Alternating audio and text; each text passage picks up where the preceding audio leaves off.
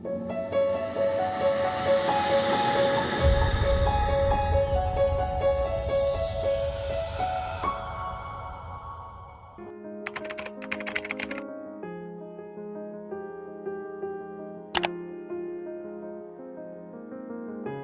Friends, मैं doctor Asha Gawade, gynaecologist and IVF consultant, Umang hospital Hadapsar Pune से आज आपके लिए प्रेगनेंसी का एक बहुत ही कॉमन टॉपिक लेके आई हूँ, जो कि पेशेंट को पहले 3-4 महीने में बहुत ज़्यादा डिस्टर्ब करके छोड़ता है।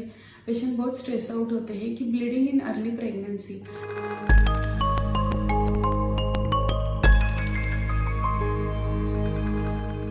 ऑलमोस्ट एक पहले 3-4 महीने में पेशेंट बीच बीच में आते कि डॉक्टर स्पॉटिंग हो रहा है, ब्लीडिंग हो रहा है, इमरजेंसी में आते रात को, और जब हम लोग सोनोग्राफी करके देखते तो सब ठीक रहता है।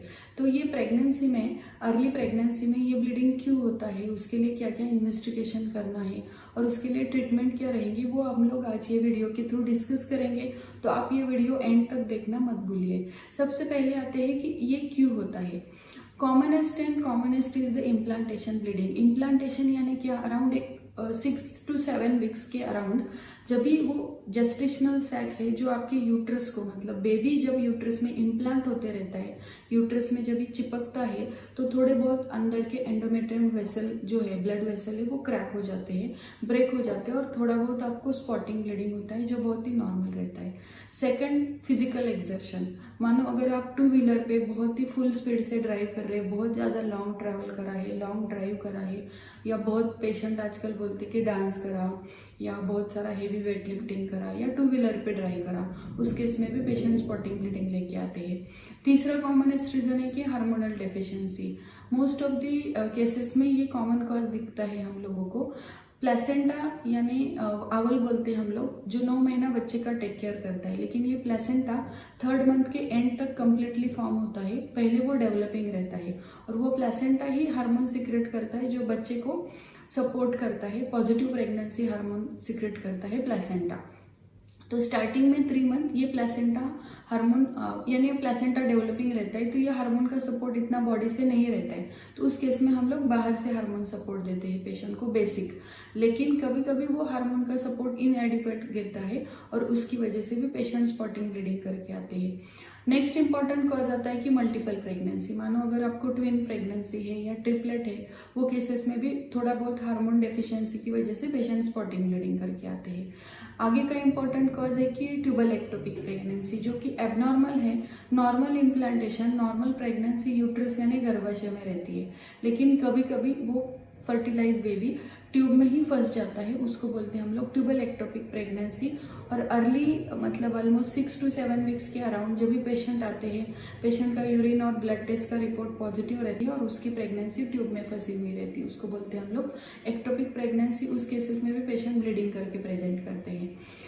बाकी का भी एक कॉमन कॉज है कि एबनॉर्मल अगर आपको प्रेगनेंसी है, मानो कि मिस्ड एबॉर्शन है, पहले बच्चे का हार्ट बीट दिखा लेकिन बाद में 7 वीक्स हो गए, 8 वीक्स हो गए, एकदम से बच्चे का हार्ट बीट स्टॉप हुआ, या फिर ब्लाइटेड ओवम बोलते हैं हम लोग कि सिर्फ एम्प्टी सैक दिख रही, उसमें हम लोग योग सैक या बेबी हम लोग को नहीं दिख रहे, वो बोलते हैं हम लोग एबनॉर्मल अनहेल्दी प्रेगनेंसी। वो पेशेंट भी हम लोगों को अर्ली प्रेगनेंसी में ब्लीडिंग करके प्रेजेंट करते हैं। और लास्ट एंड लीस्ट इम्पॉर्टेंट हम लोग आईवीएफ के पेशेंट्स में ऑब्जर्व करते हैं, जिस केसेस में हम लोग फ्रोजन एम्ब्रियो ट्रांसफर करते हैं। फ्रोजन यानी क्या, कि जो साइकिल में हम लोगों ने पिकअप करा, अगर सेम साइकिल में हम लोगों ने Day 3 या Day 5 का एम्ब्रियो अगर ट्रांसफर करा, तो जो कॉर्पस ल्यूटियम बोलते हैं, जो प्रोजेस्टेरोन हार्मोन सिक्रेट करता है और वो प्रेगनेंसी को सपोर्ट करता है। लेकिन फ्रोजन एम्ब्रियो जो है हम लोग रेगुलर साइकिल में ट्रांसफर करते, तो वो केसेस में कॉर्पस ल्यूटियम नहीं रहता है, प्रोजेस्टेरोन हार्मोन का सपोर्ट बॉडी में नहीं रहता है, हम लोग एक्सटर्नल पेशेंट को हार्मोन देते हैं। लेकिन कभी कभी वो हार्मोन डेफिशिएंसी बैठती, बॉडी को उतना एडिक्वेट सपोर्ट नहीं मिलता है और वो पेशेंट भी ब्लीडिंग करके प्रेजेंट करते हैं। अभी ये ब्लीडिंग इन अर्ली प्रेगनेंसी में हम लोग क्या क्या इन्वेस्टिगेशन करेंगे। सबसे इम्पॉर्टेंट हम लोग डिटेल हिस्ट्री लेते हैं, कब से हो रहा है, कितना हो रहा है, पेशेंट को क्लॉट्स पास हुए क्या, पेशेंट को कुछ ऐसे मास पास हुआ है क्या, कितने पैड सोक हुए। हम लोग एग्जामिनेशन करते हैं जिसमें पल्स और बीपी देखते हैं पेशेंट का। पेशेंट को अगर बहुत ज़्यादा ब्लीडिंग हुआ है तो पेशेंट हाइपोटेंशन में रहते हैं, उस केस में हम लोगों को बहुत फास्ट ट्रीटमेंट स्टार्ट करनी पड़ती है।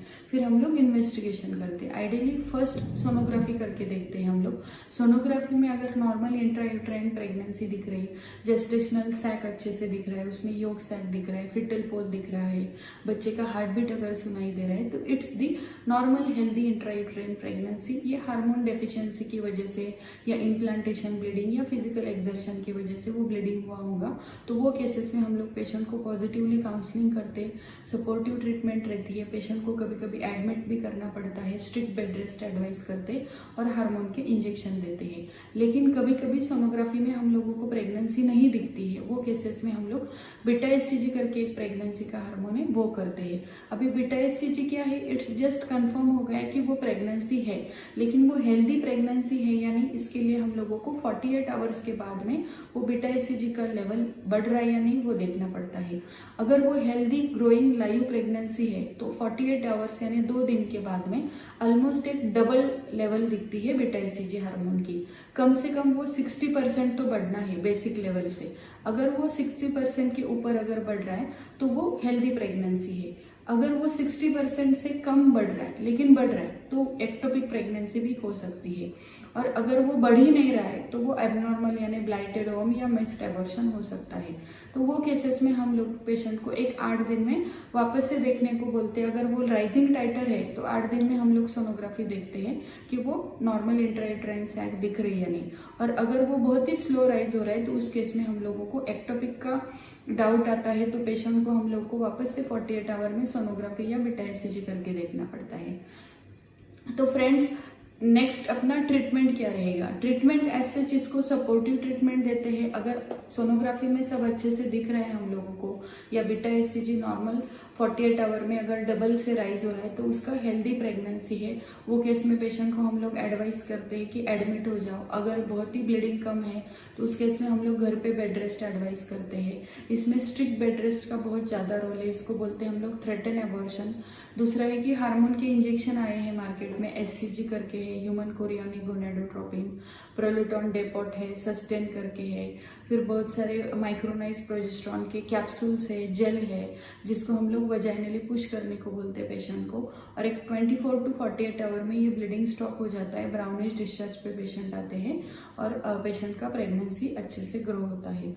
तो फ्रेंड्स, मेरा टेक होम मैसेज आज के वीडियो का यही रहेगा कि अर्ली प्रेगनेंसी में अगर आपको ब्लीडिंग हो रहा है विद इन फर्स्ट 3 मंथ्स तो टेंशन लेने जैसा कुछ भी नहीं है, एबॉर्शन की रिस्क नहीं है। प्रोवाइडेड सोनोग्राफी में आपके प्रेगनेंसी का ग्रोथ अच्छे से दिख रहा है, आपके बच्चे का हार्ट बीट अच्छे से दिख रहा है, तो आप टेंशन मत ले लो, आपके डॉक्टर का एडवाइस फॉलो करो। और अगर 3 मंथ के बियॉन्ड 3 to 5 मंथ्स अगर आपको ब्लीडिंग हो रहा है तो मैंने लो लाइन प्लेसेंटा के वीडियो में बताया है कि आपके सोनोग्राफी में आपका प्लेसेंटा नीचे तो नहीं है ना, वो आपको कंफर्म करना है और आपके डॉक्टर का एडवाइस फॉलो करके आपको बेड रेस्ट करना है। फ्रेंड्स, अगर आपको ये वीडियो अच्छा लगा होगा तो आपके जो भी रनिंग प्रेग्नेंट फ्रेंड्स हैं या जो प्रेगनेंसी प्लान कर रहे हैं उनके साथ शेयर करो, इसको लाइक करो या सब्सक्राइब करो। Thank you.